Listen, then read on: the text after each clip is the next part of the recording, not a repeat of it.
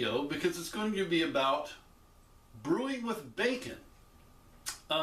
It happens sometimes. People do it.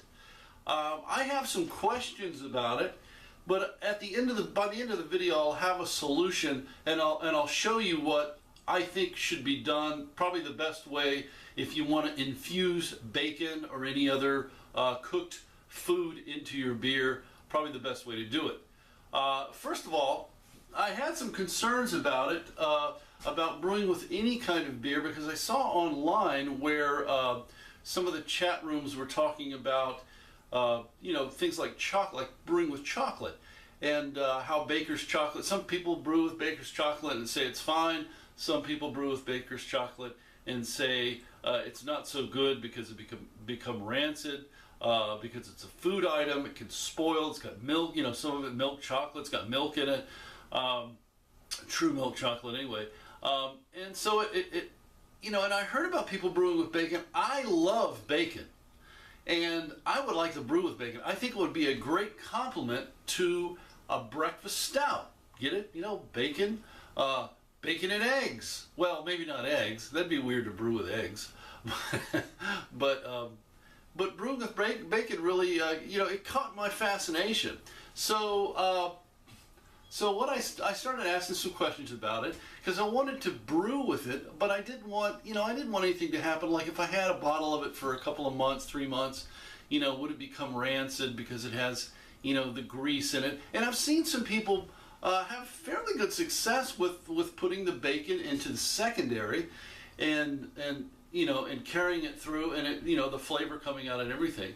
But for me, thinking about this, I'm thinking, well, the flavor of the bacon really is in the fat. I mean, if you cook with pork or anything like that, pork is flavorful. People love pork because of the fat. Actually, the fat has all the flavor in it. The actual meat itself is not as flavorful as the fat, and if you can render that fat out and mix it with the meat, you have a flavorful dish. Now, so anyway, the same thing with bacon. Now, bacon, to me, the flavorful part is going to be that grease, that that rendered fat that comes through bacon. And I think that's really what I need to use to make, the flavor for my beer. So, where is it? I have rendered some here. This is about, I fried a half a pound of bacon this morning. That's about 2 ounces of bacon dripping. So I guess a pound should yield you about 4 ounces. I don't know. But anyway, so, and I thought if I could use this to get it into a beer somehow without it becoming rancid or spoiled, that would be a great thing. So in talking to people and looking online, researching, and the subject came up actually at when we were at SJ's house back in September. I talked to, I think it was Paul Wicksteed, we were talking about it, and so I thought, what if we infused bacon drippings into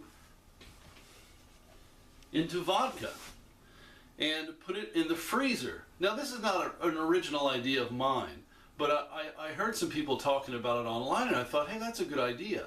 Vodka basically is, it's alcohol, and straight alcohol just about, and it's sterile. And if you put your bacon drippings into it and put it in a freezer, you could actually infuse the bacon flavor into the vodka, and then you could take it out of the freezer and take the the fat off of it. The vodka is not going to freeze, but the fat in the bacon and all that is going to freeze. So you would take that after it got infused in there for a while. You could take that out, strain it, and put it into your secondary or even at flame out, and it would have a really good flavor with it, and it might boost up the alcohol because you're brewing with vodka. So I thought, well, let's do that. Let's try it. Bacon drippings in there, and I've got 4 ounces of vodka, 2 ounces of bacon drippings, and I've got the vodka about room temperature because I wanted to I wanted to have the bacon drippings go through there. I didn't want it to be too cold.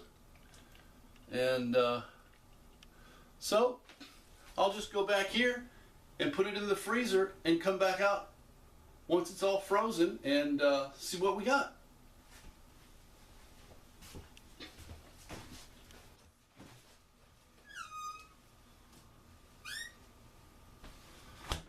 Okay, by the magic of video, it's about it's almost 2 hours later actually.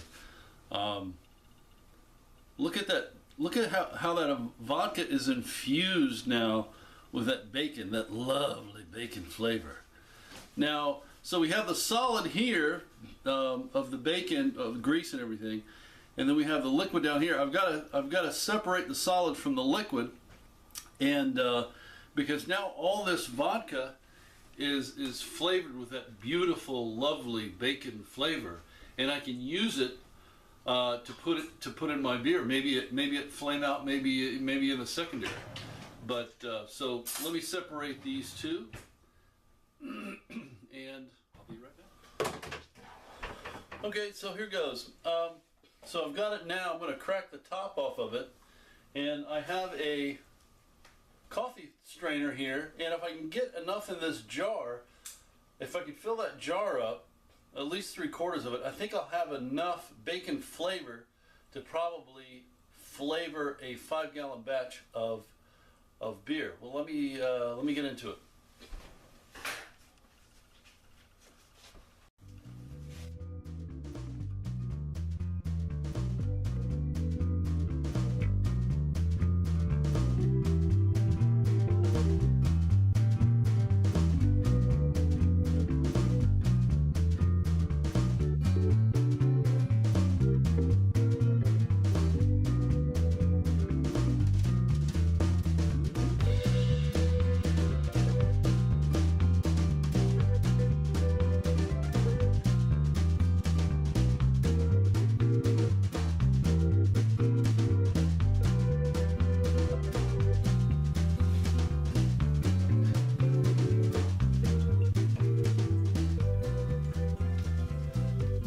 Get as much of the pieces out as I can. The bacon flavored vodka looking gorgeous, and I think that is going to be awesome. Smells like vodka and bacon to add to the beer. So I'm not trying to be an expert or anything like that. I'm basically not an expert on anything, but But anyway, I think that's going to work. That's what home brewing's all about. It's all a big experiment. That's one of the main things I like about it. It's like this big, huge science experiment that I love, and I'm sure a lot of you love the same thing about it as well. And so I'm going to try that in either a stout or a brown ale. I might try it in a brown ale. Maybe put a little. Maybe make sure that the brown ale is kind of sweet, and then put some bacon, put that bacon flavoring in it, and see what happens. But anyway, like I said, it's kind of a philosophical video, not really a what I'm doing video. I mean, usually I'm brewing or tasting or bottling or kegging or whatever, but this one is a little different today. Thanks for hanging in there with me, and I'll see you on the next brewing video.